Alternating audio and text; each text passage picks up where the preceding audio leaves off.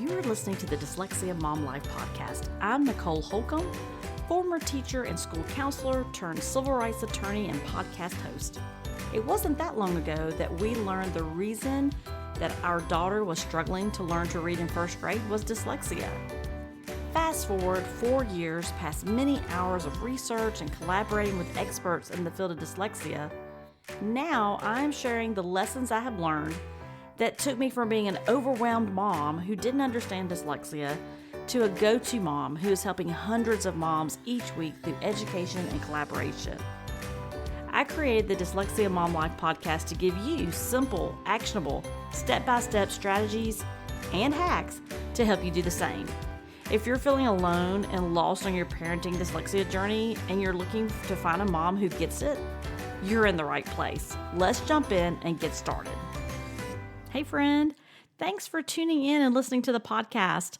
Today I am going to start off with sharing a little bit of a story with you. And this story, part of it is about my personal mom journey, a journey of raising a daughter with dyslexia, and talking a little bit about the feelings and the emotions, the overwhelm that I experienced, and hopefully this will help you along your journey as well. So let's start at the beginning. I can recall the exact moment, that we received our daughter's identification 4 years ago. I can remember the room we sat in. I can remember the people at the table. I don't remember word for word what was said, but I can tell you a lot about just how I felt at the time and really the environment I was in. So as I think back to that, and I think back to what transpired after that, when we went home with that lengthy evaluation results and really having to process that, right? Really process, at this stage, when you're at the stage of receiving an evaluation, there's concerns, right? That's not a surprise. You know that there's some concerns that you have as a family, that your child is struggling in one or multiple areas. And so, but sometimes it's a relief, right, to kind of know what is it that we're dealing with so we can make some plans to move forward. But sometimes it's a little bit much, right, to try to understand the language of what's being used, understanding those specific types of testing that are being used, the percentages. It's a lot to digest. And so stepping away from that moment and really taking some time to process what we knew there at that time and what we didn't. And to be quite honest, it took a few months to get to a space where we knew our next steps. Now, for us personally, we also had recently had a loss in our family. My mother-in-law had recently passed away, and so we had a lot of transition at the time. She lived out of state, so there was multiple travel, situations there. And so there were a lot of transitions happening in our family in general. But as it related to what needed to happen next educationally in first grade, it took us a few months to kind of get our mind around the next steps. In the meantime, though, our daughter was receiving services. She was receiving private tutoring 1 day a week. At the time, we thought that's what we needed, right? So that's what we were doing, 1 day of speech and 1 day of reading remediation. Although I think at the time we really just called it reading tutoring, right? We didn't really know the scope of really what all dyslexia looks like and the language of it, right? There's lots of things you're going to learn along your journey as well. And I have to say during that time period and really even today, I spent many hours reading. And at the early stages of my journey, I spent hours reading everything I could find. It could be books, it could be blog posts, it could be articles, several Facebook groups I followed, and especially in my local area, trying to get a grasp on what was available, talking to educators and reading specialists that we were working with, people in the space that knew more than I did. But at the end of the day, when all that was said and done and all the places I was going, it was up to us as a family to decide what the next step was going to be for our daughter. And I worried, would we make the wrong decision? This next step for us felt like, it's kind of hard to describe right now, but it felt like chest tightening, nausea. Just, am I, as a parent, going to make the wrong or right decision that could impact her adult life? And here we are in first grade, right? It was the spring of first grade. That was a heavy lift at that point in time in her education and where we were as a family, thinking through, here are our options, but also what that could entail for her and her future. Like I mentioned a few minutes ago, we were really thinking through, and sometimes still even today we're having to do some of that, because there's going to be stages in your journey where you could get stuck again. And so it took us, it was many weeks of no action as we were trying to figure this thing out. And like I mentioned a few minutes ago, our daughter was already receiving some reading tutoring, and so we felt like we didn't feel as much of a sense of urgency at that point in time. But as our daughter went into second semester, this was around December, January, February time, like early spring.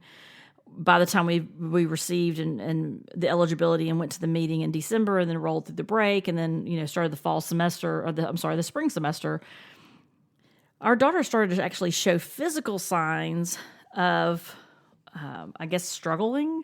There were stomach aches and headaches, and she loved school. She had, friends at school. She enjoyed her teachers, who were amazing.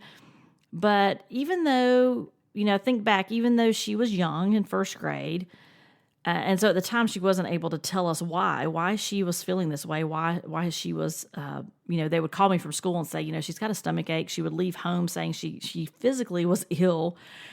But, when you think about when you're in a class there was less than 15 students. I don't remember the exact number, but she was at a really small school. You as the student, when you're behind, when you look around and look at your peers, when you're not able to read, even when you're in first grade. And later in life, years later, she shares some of that with us, which I might do that in a future podcast. It's not really, on topic today, what we're talking about. But, when you think about being in a situation that's maybe even new to you and having kind of those feelings of, knowing less than others or struggling to learn a new topic, we've all been there, right? But for her, she was showing some really different signs than we had seen in the first semester. So today I can give, I can give all the emotions we were feeling at the time, specifically what I was feeling at the time, a name. Quite honestly, I was overwhelmed. And there were times that my body let me know that, right? And I didn't say, oh, this must be what's going on. Like it's years later that I'm able to really kind of get a grasp of these things. But I know now that I was feeling overwhelmed. I was feeling physically nauseated, with having headaches, feeling just desperation, that I was I making the right decisions? Were we doing the things that needed to be done for her, for services, for schools? What were we needing to do so that, quite honestly, I didn't want to fail her. I didn't want to put her in a position where she was going to fail.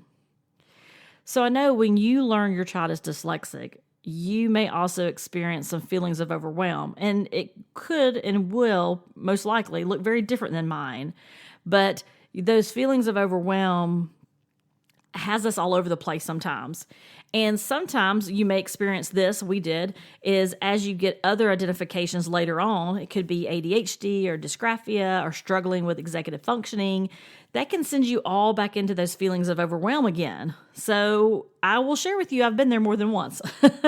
And it's not a great feeling, but it is part of, just how we're made, or part of our emotional makeup, I guess you will say. So the first thing I want you to think about is, how are you currently thinking about dyslexia? How are you currently thinking about maybe other diagnoses or identifications that your child has? How are you taking that information in? Let me give you a couple examples, though, of signs that you have now moved into this emotional state of being overwhelmed. So you may experience tension headaches. You may actually isolate yourself from others. You may feel angry. You may be agitated, annoyed, or frustrated. You may have times where you have some negative self-talk, especially if you're the parent that is dyslexic or you believe you might be dyslexic. Maybe you're not identified. And so you may have that negative talk. You may have it because you're a mom, right? You may have it because you're like, I can't get this right. I'm going to mess this up, like all the things.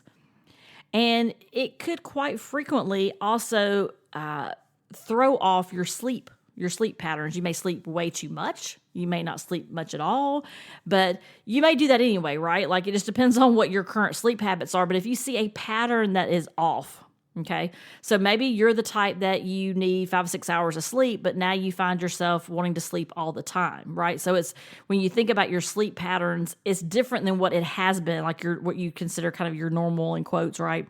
Sleeping patterns. You could have a lack of focus and motivation, and more likely than not, if you're overwhelmed, you have a feeling of avoidance. You just don't want to make anything. You just don't want to make any type of decision, rather. So you're left feeling that there's just too much to do as quickly as possible, or you're stuck trying to decide the right or wrong way to help your child. Let me describe the scene for you. You search all the options. There's so much information out there. I mean, the internet is great. It's good and bad, right? Because not all the information you're going to come across on a blog, on a website, is accurate. So you have to be careful. Now, is some of it accurate? Absolutely. If you're on the International Dyslexia Association page, you can bet that's accurate information. But if you're on other resources, sometimes you may get misinformation. You might not know where to start.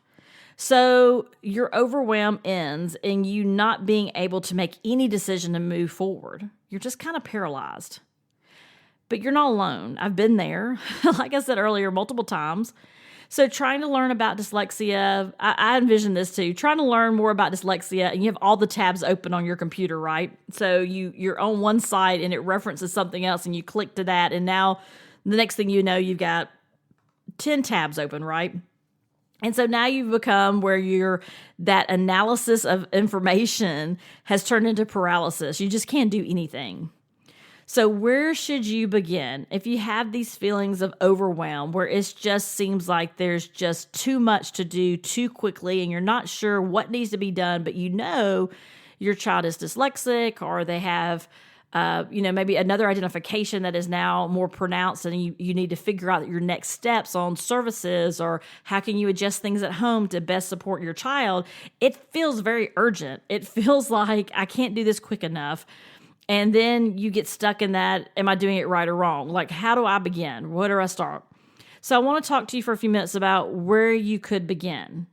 Well, first, this is what I want you to do. The very first step before you do anything else, if you believe you fall in this category of overwhelm, and if you're not there right now, please continue to listen, because at some point in time on your journey, you may be here and you may want to come back and re-listen to this episode. When I think about overwhelm, though, these are some things that I tell moms. The first thing I would say to do right this moment is to breathe. You may think, well, that's funny. I'm breathing, obviously, but I'm serious about this. Taking some really deep breaths and even counting to 10, right? In and out, in and out. When you take in some really deep breaths, it not only gets that oxygen going to your brain, but it gives you a moment to settle, for you to kind of collect yourself. And it's funny because I have an Apple Watch, and sometimes, like, if I get anxious about something or maybe there's a lot going on and I'm running around doing things, it will actually alert me and say, it's time to breathe. I'm like, well, that's interesting. And it'll actually take me through a routine of breathing.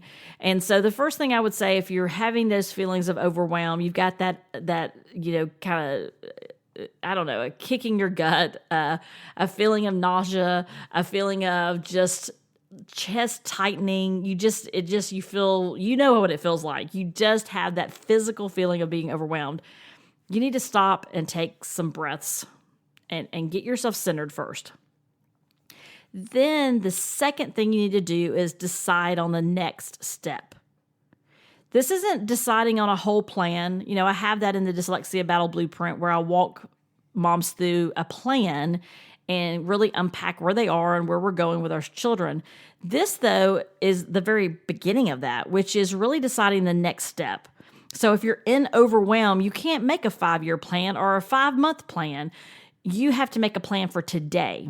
So I want you to think about one small step each day. So today, what can you do? And then the next day, you wake up and think, okay, what's the next step?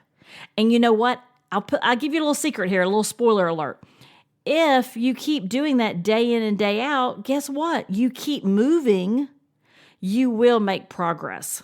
You'll look back in a week, you'll look back in a month, you'll look back in 3 months, and you would have accomplished lots of things. And you can do this in any area of your life. But when we're thinking about being overwhelmed and making decisions about our children and what they need when they're in crisis and they're struggling, and you feel physically overwhelmed, then after you take your breath, and you might have to do that obviously more than once, then as you decide on what is the step you're going to take today. So let me give you an example. Maybe today, your first step is making a copy of your child's evaluation, and you're reading it, and you're highlighting terms or maybe even whole sections that you don't understand. So maybe you're going back through it again and trying to digest it. And I will tell you, a first-time read of your child's evaluation, unless you're skilled in that area, unless that's what you do for a living, it is going to take you multiple times. I can even now go back to my daughter's first grade evaluation and still continue to unpack things. You see something different every time, looking at it from different perspectives. And then two, as far as how is your mindset? How are you feeling at the time that you do that? Makes a difference. And then, so you've done that, right? So you've got that done. And then tomorrow, maybe you reach out and ask some clarifying questions about the evaluation. Maybe it's a recent evaluation, maybe it's not. And you're like, I was kind of stuck on this piece here. I'm not really understanding it. Is that something that you can help me with? And maybe the next day you spend an hour really diving into that recommendations section. What are they saying are the recommendations that your child needs based on what the results were of the evaluation? Let me give you a word of advice, though. Don't overcomplicate this. You want to keep it simple, and you want to do one thing, one step at a time. Don't try to highlight the terms and then reach out to someone and then follow up with a question and then dive into the recommendations and then have a list there, unless you are at the point you can do all that.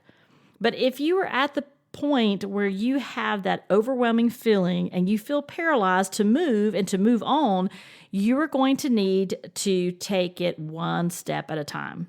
Okay? Now, the next one, I think, number 3, is so essential, which is you've taken your breath, you've decided on the next step for just today, and you're going to do that every day for the next couple of days until it kind of gets more of a pattern and a routine, or you get to a place where you've completed what you need to have done as it relates to getting your child on track for what they need to start making some real progress and remediating their dyslexia, or providing them with services if they need counseling services, occupational therapy, whatever it might be. So once you get that done, and that may take a week, it may take a month, I don't know. It depends on what you need and where you are. And that was just an example. So your first step might look different tomorrow. Your first step may be contacting your child's teacher, right? The second step may be setting up a meeting. So wherever you are, the point of number 2 was taking it one step at a time. That is very manageable, and it helps you feel accomplished, and it helps your brain feel accomplished so that it doesn't throw you into that area of overwhelm and crisis, right? So number 3 is going to help immensely, which is to, if you haven't already, to identify your tribe. You are going to need support. You will need to ask for help. So if you're like me and you're a type A and you pretty much do it all, this is a time where we have to step back, and we have to step back and ask for help. And I will raise my hand that I am not great at this even now. So, but when I do, it's amazing, because you know what? People want to help us. People want to help you. People care about you. So let's talk about the type of people you might want in your tribe. These are just suggestions to kind of get you brainstorming about this. The first person I think about that I would want in my tribe would be someone that's educated about dyslexia, right? It could be that it's your reading specialist, your psychologist, an educator, or it could be a group of people. Maybe you've got multiple people you're working with, depending on what your needs are, right, for your child. you're going to want someone that you can talk through options with, you can make a plan with, that you can really talk about. And you're going to need these people that understand dyslexia and understand the nuances of it.